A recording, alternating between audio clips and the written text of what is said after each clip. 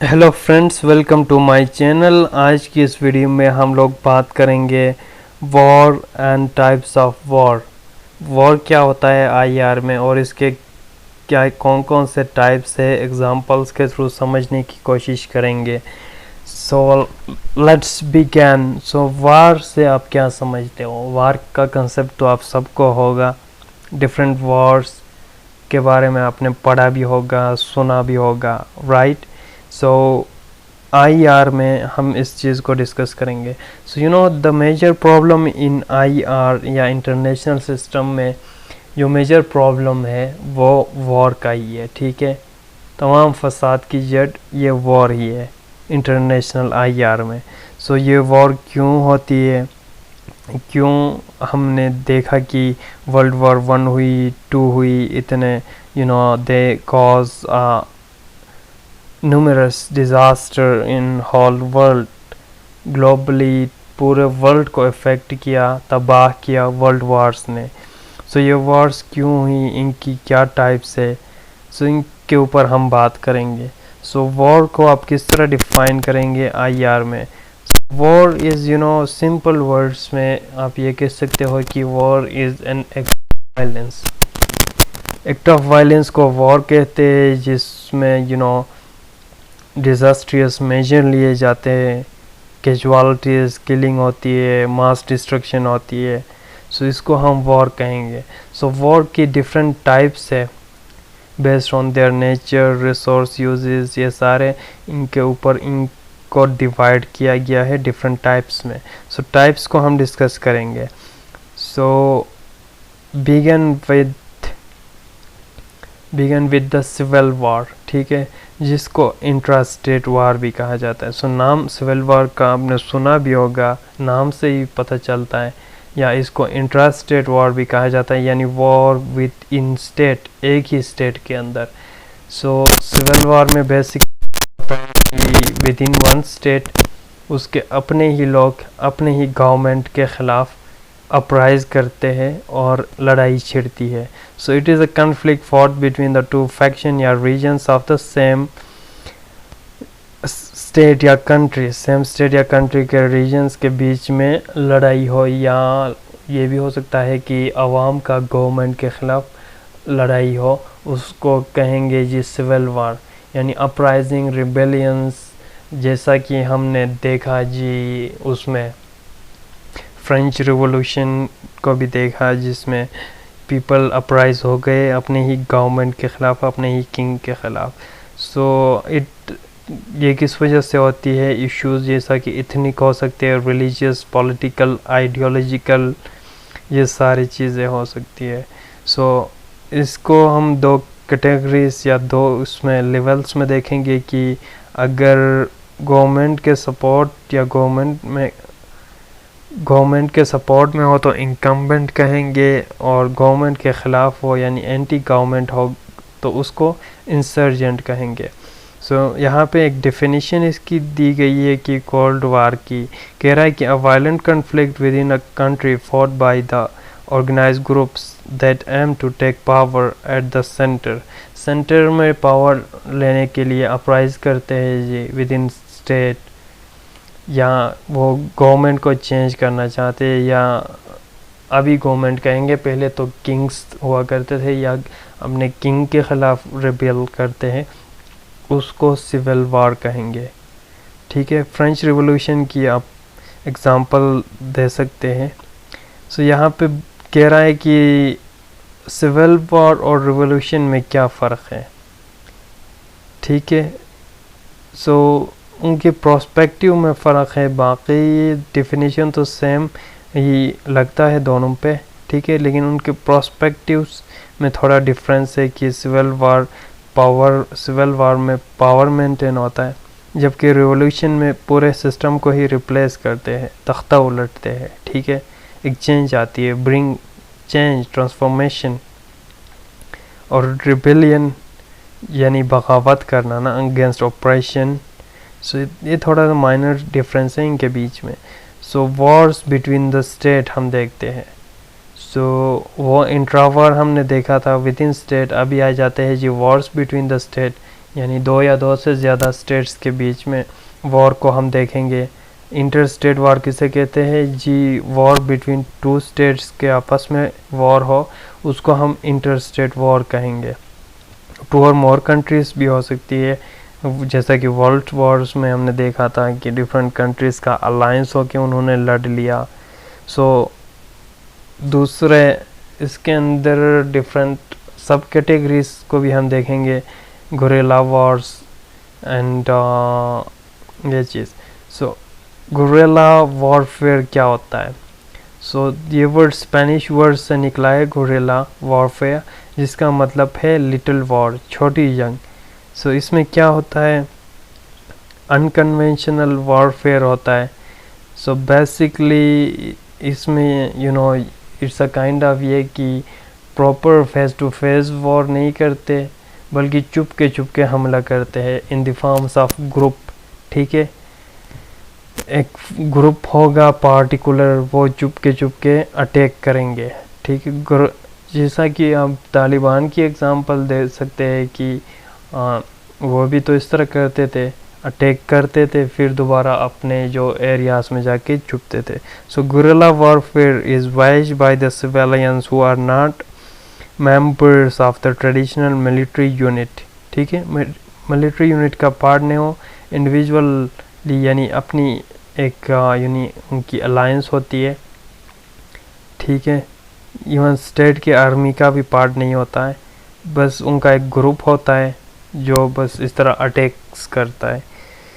And so this type of warfare is typified by sabotage, ambushes and surprise raids. देखो मैंने बताया था चुप के अटैक करना।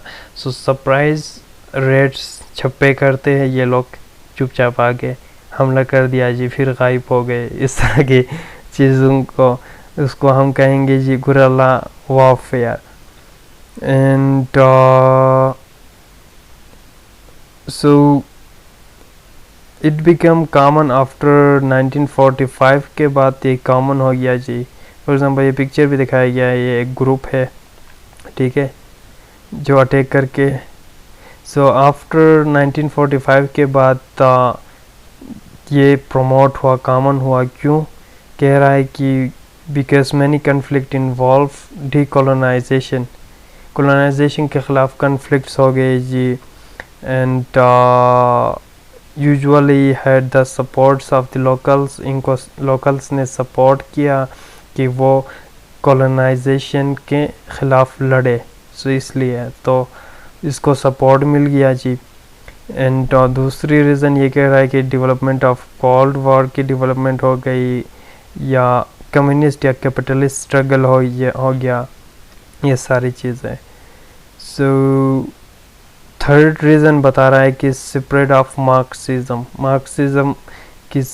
मार्क्सिज्म के जो आइडियाज़, थ्योरीज या कंसेप्ट है वो स्प्रेड हो गई, जिसकी वजह से इनको और भी फोकियत मिल गई। सो it's a belief that masses must rise up against the establish capitalist government. Marxism तो यही बात करता है कि क्लास डिफरेंस की बात करता है कि कैपिटलिस्ट किस तरह सप्रेस करते हैं वर्किंग क्लास को।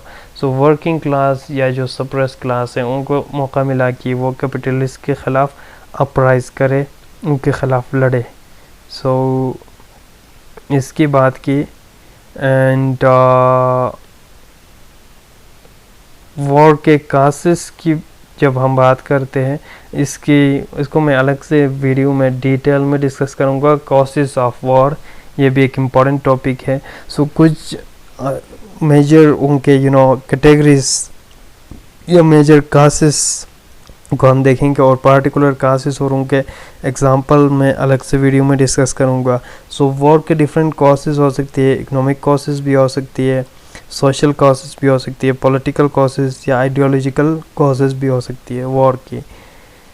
फिर एक और कैटेगरी आ जाती है जी वॉर की, जिसको टोटल वॉर कहा जाता है। टोटल वॉर नाम से पता चलता है कि टोटल डिस्ट्रक्शन हो, इस टाइप की वॉर जिसमें टोटल डिस्ट्रक्शन हो। सो जिसमें तमाम इकोनॉमिक मिलिट्री रिसोर्सेज यूज़ हो, ठीक है, सब कुछ लगा के जंग की जाए, तो वो टोटल वॉर, मास डिस्ट्रक्शन हो। सो इनके एग्जांपल में वर्ल्ड वॉर्स दोनों की आप एग्जांपल दे सकते हैं, वर्ल्ड वॉर 1 और 2 की, जिसमें मास डिस्ट्रक्शन हो गया जी, टोटल वॉर हो गया. And it also uses civilians in the war effort में, इवन नीड पड़ी तो सिविलियंस भी इन्वॉल्व होते हैं, uses all weapons all resources, सब कुछ लगा के लड़ते हैं. फिर एक और कंसेप्ट आ जाता है जी, जिसको लिमिटेड वॉर कहा जाता है. ठीक है, सो नाम से पता चलता है कि इसमें लिमिटेड रिसोर्सेज यूज़ हो, या इस तरह की कोई भी जंग जिसमें लिमिटेड एरिया हो. ठीक है, एक पार्टिकुलर एरिया के अंदर कंस्ट्रेंट रिसोर्सेज हो. ठीक है, और the constraints way in which the war is conducted. So इसको हम कहेंगे जी लिमिटेड वॉर. एंड यहाँ पे देखें एक एग्जांपल दिया गया कि नॉर्थ कोरिया रेड्स डिक्लेयर, जो कि इनकी आर्मी थी ना रेड्स नॉर्थ कोरिया की, they declare war and they invade south by land and sea. So एक पार्टिकुलर एरिया तक कंस्ट्रेन है तो लिमिटेड वॉर कहेंगे. सो यहाँ पे बताता है कि इधर कन्फाइंड एरिया होता है, limits the type of targets वो भी लिमिट होते हैं, and limit the degree of mobilisation उसको भी लिमिट करते हैं, limit the type of weapons use. ये सारी चीज़ें लिमिटेड हो तो लिमिटेड वॉर कहा जाता है. सो यस, यही इसी चीज़ की बात की है. एग्जांपल्स में कोरिया का मैंने बता दिया, यहाँ पे डिस्कस किया. एंड वियतनाम वॉर की बात की, एंड गल्फ वॉर्स की बात की. फिर आ जाता है जी आपका, सो इसमें फर्दर उसके एस्पेक्ट्स की बात कर रहा है. ट्रेंच वॉरफेयर, जिसमें you know associated with the western frontier world war 1. Trench कहते हैं जी डिच को, गड्ढे को. So ditch is meant to protect the soldiers को, डिचेस वो करे प्रोटेक्ट करे. कन्वेंशनल वॉरफेयर की बात की, वॉरफेयर जैसा कि ओपन ग्राउंड पे हो. ठीक है, एक मैदान में फौजें लड़ रही हो आपस में. सो उसके बाद एक और कंसेप्ट आ जाता है जी प्रॉक्सी वॉर की. ठीक है, प्रॉक्सी वॉर क्या होते हैं? प्रॉक्सी वॉर इस तरह की वॉर होती है जिसमें यू नो एक स्टेट दूसरे स्टेट्स को आपस में लड़वा रहा होता है अपने मकसद अचीव करने के लिए. So it's proxy wars are the conflict. सो जैसा कि अमेरिका कर रहा है, ठीक है, दूसरे मुल्कों को आपस में लड़ा रहा है अपने मकसद के लिए, प्रॉक्सीज लड़ रहा है, दूसरे स्टेट्स को यूज़ कर रहा है, उसको कहते हैं जी प्रॉक्सी वॉर. बज़ाहिर ख़ुद तो नहीं लड़ता, लेकिन अपने गोल्स को अचीव करने के लिए दूसरे स्टेट्स को लड़वा देता है. सो प्रॉक्सी वॉर्स में हम बात करेंगे जी. So this are the conflicts in which a third party intervene करे indirectly in a pre existing war में. ठीक है, इन ऑर्डर टू क्यों इन्फ्लुएंस अपना जमाने के लिए, influence the strategic outcomes in the favour of its prefer faction. And apart from this, proxy wars are the replacement for the states and non-state actors seeking to further their own strategic goals. मैंने बता दिया था, अपने मकसद के लिए, अपने goals को अचीव करने के लिए ये चीज़ें कर रहा है. And two of the current and most devastating examples देखते हैं जी. current या devastating proxy wars जो हो रही है मिडल ईस्ट में, ठीक है, यमन और सीरिया में. सो अमेरिकन इन्फ्लुएंस है ना, इनको लड़ा रहा है. And the two countries are prime examples of the how state sponsor military groups and coalition interact in the warfare. फिर एक और आ जाता है जी टाइप, जिसको एसिमेट्रिकल वॉर कहा जाता है. सो नाम से ही आपको पता चल रहा होगा कि सिमेट्री इसको कहेंगे कि दोनों साइडों पे बैलेंस हो, बराबर हो. सो एसिमेट्रिकल दोनों साइडों में बैलेंस ना हो, बराबर ना हो. So in terms of power, in terms of weapon, ये सारी चीज़ें. So it's a warfare that is between opposite forces which differ greatly in military power and that typically involves the use of unconventional weapons का use हो या उसके तरीक़े तौर तरीक़े टैक्टिक्स यूज़ हो, उसको हम कहेंगे जी asymmetrical warfare.